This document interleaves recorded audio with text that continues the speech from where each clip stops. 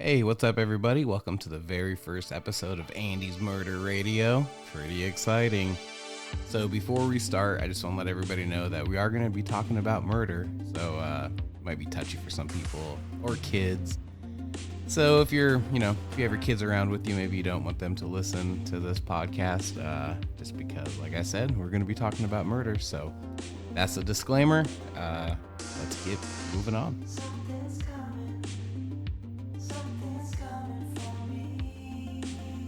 Okay, so with episode 1 of Andy's Murder Radio, we're going to be talking about Charles Manson. I remember when I was in 3rd grade, I think it was, maybe 2nd grade, I saw this long documentary on him, and I've been fascinated my entire life. So that's what I decided to do. That's why I decided to do Charles Manson for number 1.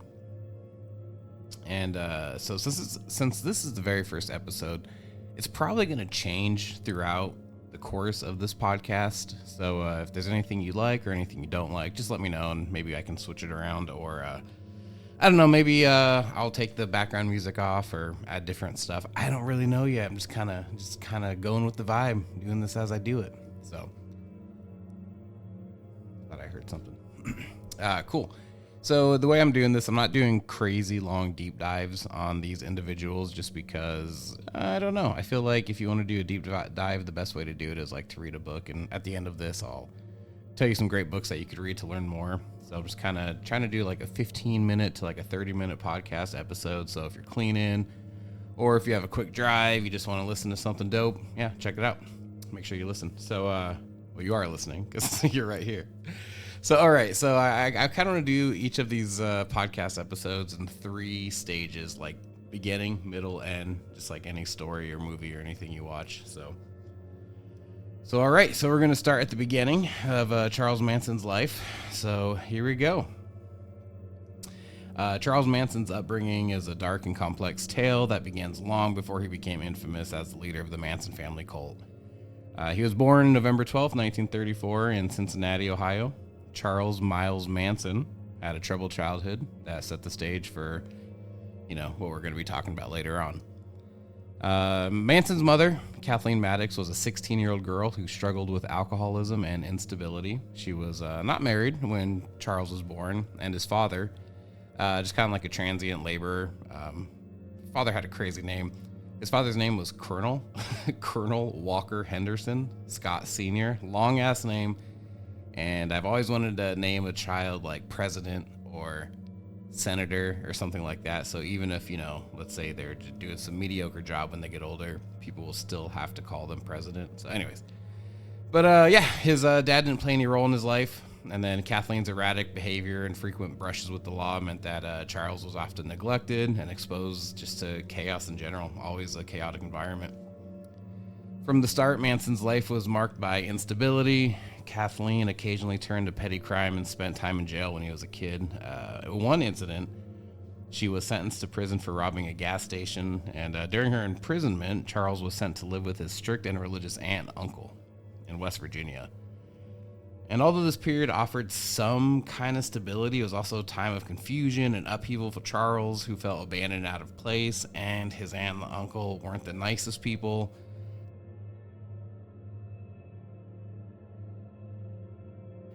But as he grew older, Manson's behavior became increasingly erratic. He started getting into trouble with the law, committing petty thefts, and displaying a pattern of antisocial behavior. His early encounters with the juvenile justice system further alienated him and set him on a path of crime and delinquency. So, at the age of 13, he was sent to a school for boys in Indiana. It was a reform school for delinquent kids. But instead of finding rehabilitation, Manson experienced crazy abuse and discipline, and it's awful if you look into that a little bit more. A lot of sexual abuse and just things that I think are further kind of creating the person that we meet later on. But I'm not a psychologist or anything. I don't know. Throughout his teenage years, Manson drifted in and out of various institutions, reform schools, juvenile detention centers. Each stint seemed to push him further away from any hope of a normal life. And then his crime started escalating from just petty theft to more serious offenses. and he started developing a talent for manipulation and deceit. He was getting really good at lying. And, despite these negative traits, Manson also displayed a kind of charisma and intelligence that allowed him to influence others around him. And it could be because he was a lot smaller than most people. So maybe, he thought the best way to try to get out of something is by talking his way out of something. And so maybe it worked for his benefit. In 1955, at the age of 20, Manson married Rosalie Jean Willis. She was a hospital waitress. And there was a period of brief domesticity, kind of like offered a glimpse to a different life than what he was used to. But of course, it was short-lived. Manson continued his criminal activities, and after a series of car thefts and fraudulent schemes, he was sentenced to 3 years in prison. While in prison, Rosalie gave birth to their son, Charles Manson Jr., but the marriage fell apart under the strain of Manson being in prison, unfortunately. And prison became like a pivotal part of Manson's life, because if you think about it, from a young age in the reform school to being in prison now, he's been in prison for a quarter of his life already. and then that has to kind of shape your worldview and and then not only that, but it was also kind of like honing his skills of like manipulation and stuff. But he immersed himself in various self-help programs, took an interest in music, studied the works of notable philosophers and religious leaders. It was during that time that Manson began to develop his own kind of twisted ideology, blending elements of Christianity, Scientology, and fringe beliefs into a coherent but dangerous narrative upon his release in 1967. Manson moved to San Francisco, where the counterculture movement was in full swing. He quickly attracted a group of followers, mostly young women, and a lot of people think that could be because when he was in prison, he actually met a few pimps, and they kind of told him what kind of females to look for if they want, if he's looking for someone to kind of like take advantage of. But a lot of these young women were drawn to his charisma and anti-establishment rhetoric, which was kind of the style at the time. This group would eventually become known as the Manson family. And Manson's ability to exploit these vulnerabilities and desires of his followers allowed him to exert an almost hypnotic control over them. So, Manson and his followers eventually relocated to Spawn Ranch, an old movie set in California. It was isolated from society, and Manson's influence over his family grew even stronger. He preached about an impending apocalyptic race war, which he called Helter, Skelter. He got that term from a Beatles song, actually. And Manson convinced his followers that they would emerge as leaders in this new world.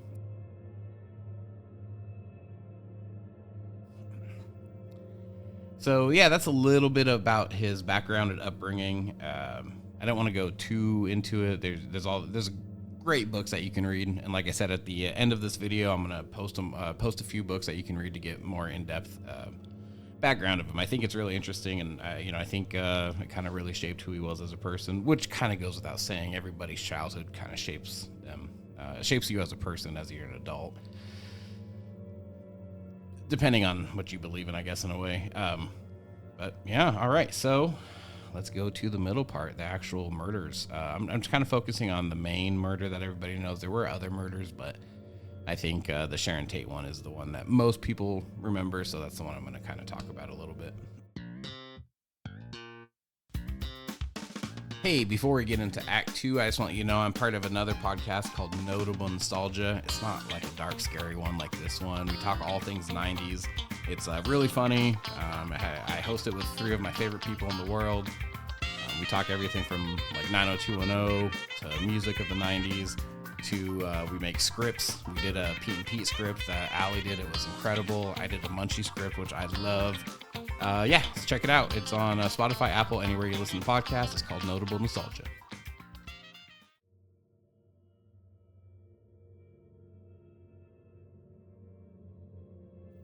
So the summer of 1969 had settled over Los Angeles with an oppressive heat, not impressive heat.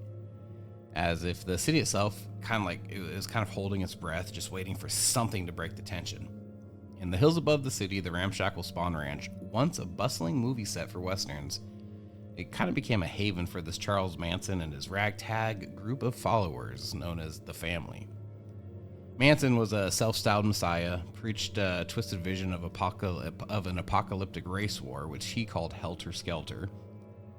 His followers, mostly young women who had been lured by his charisma and promise of the love and freedom, were willing to do anything for him. They believed Manson when he told them they were soldiers in this new upcoming revolution.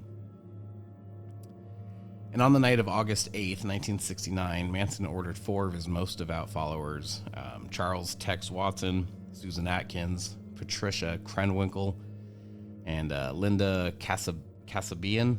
Probably saying that wrong. If I am, super sorry.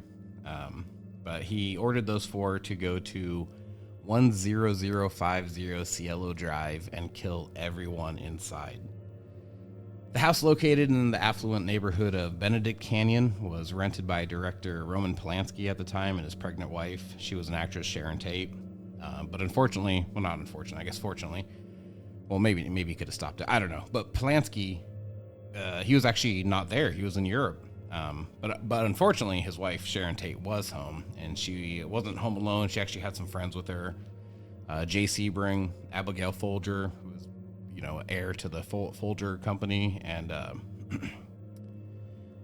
I've read this name, I don't know, 30 times, and I still don't know how to say it, so I'm gonna try my hardest. Wojciech Frykowski. Probably butchered that. Super sorry. But under the cover of darkness, the killers drove up to the gate of the secluded mansion. Tex Watson cut the phone lines before they climbed over the fence. As they approached the house, they were spotted by Stephen Parent, just an 18-year-old visiting caretaker. Watson shot Parent 4 times, killing him instantly, and that kind of silenced any potential alarm that they could have, that Parent could have, set off. But inside the house, the scene was casual elegance. Nobody heard anything yet. Sharon Tate, she was glowing, with the promise of motherhood. She was chatting up with her friends in the living room. But unfortunately, that tranquility was shattered when Watson, Atkins, and Krenwinkel burst through the front door. Kasabian, horrified by what was happening, staying outside as a lookout. So yeah, Kasabian decided not to go in. She was freaked out, but she still stayed. And Watson, high on a cocktail of drugs, took charge. "I'm the devil, and I'm here to do the devil's business," he announced. Chaos erupted. Sebring, a renowned hairstylist and close friend of Tate, was the first to try to intervene. He was shot and then stabbed multiple times. Frykowski, attempting to flee, was tackled by Krenwinkel and Watson. Despite the valiant struggle, he was beaten, stabbed, and shot repeatedly. Abigail Folger, heiress to the Folger Coffee House, like I was saying earlier, she managed to escape the house briefly, but unfortunately was caught and brutally murdered on the lawn. Inside, Sharon Tate, 8 months pregnant, pleaded for the life of her unborn child. But her cries fell on deaf ears as Atkins and Watkins savagely stabbed her to death. The killers left a bloody message on the walls writing "pig" in Tate's blood before fleeing into the night. The following night, Manson, unsatisfied with the chaos already sown, directed his followers to strike again. This time, they targeted the home of Leno and Rosemary LaBianca, a wealthy couple in Las Feliz. Manson himself tied up the victims before leaving, instructing his followers to kill them. The murders were just as brutal, with the killer carving war into Leno's abdomen and using the couple's blood to scrawl disturbing messages on the walls. And right after that, the city of Los Angeles was plunged into a state of fear and paranoia. The randomness of the killings and their sheer brutality captured the nation's attention, epitomizing the violent end of the 1960s era of love and peace.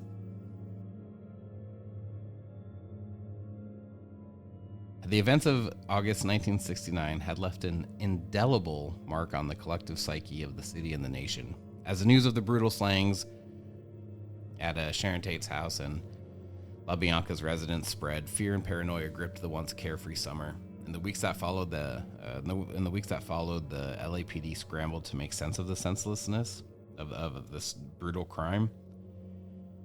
Detective Vincent Bugliosi was assigned to the case, a task that would become his life's defining work. He pored over the evidence with an intensity fueled by a mixture of horror and determination.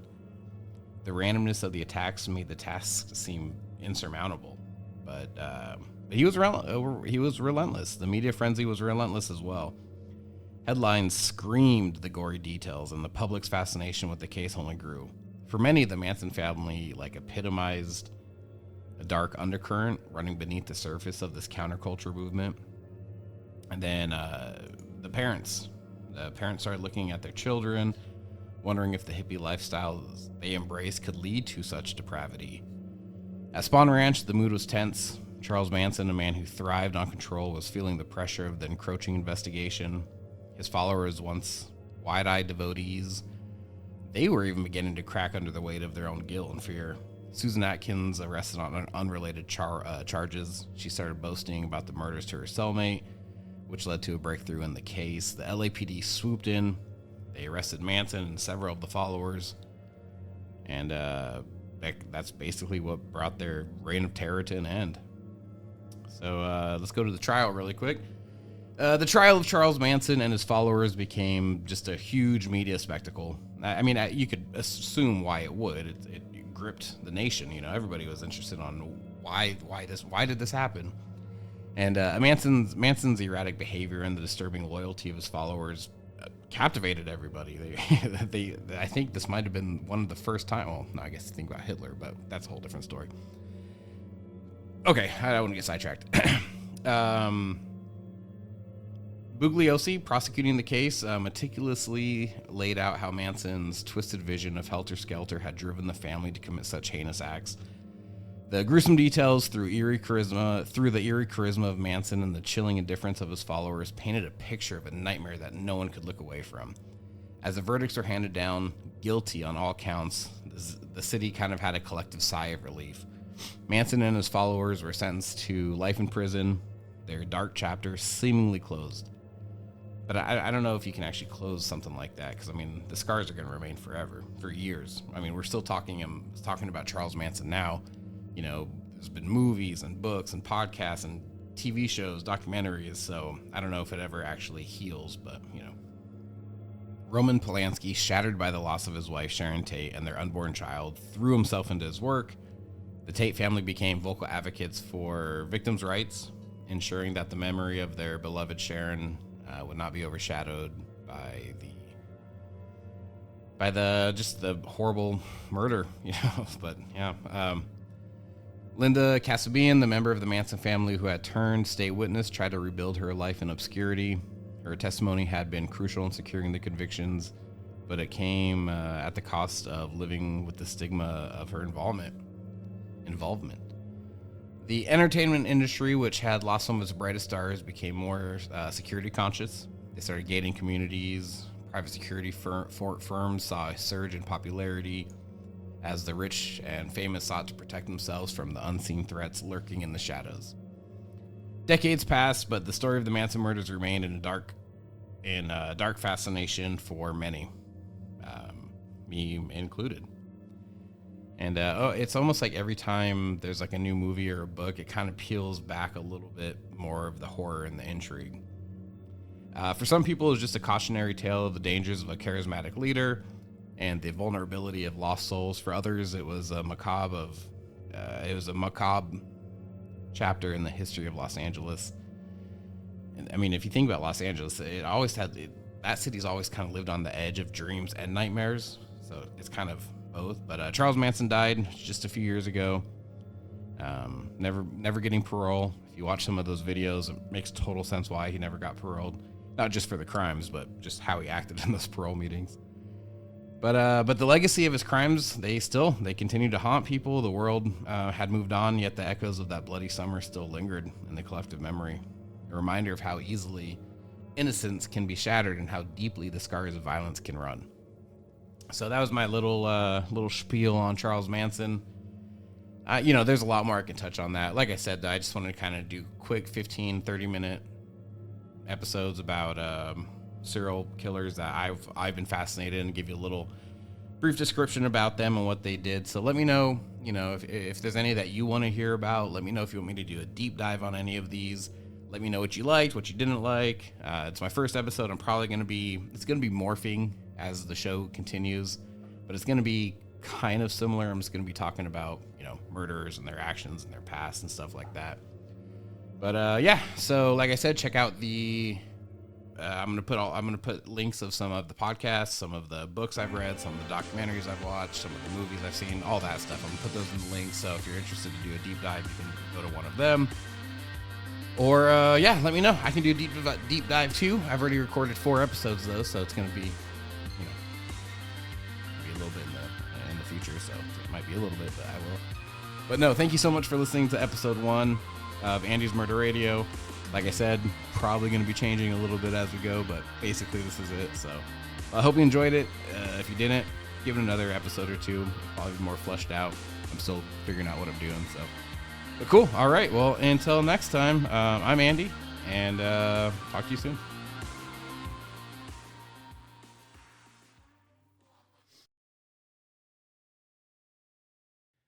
Andy's Murder Radio was written, produced, edited, created, shot by me, Andy. But I did want to give a really big special shout out to Night Lizard for letting us use their song Run off the album Crazy Machine.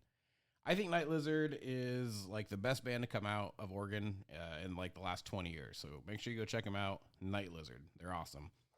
But cool. Well, thank you again for listening. Until next time. I'm Andy.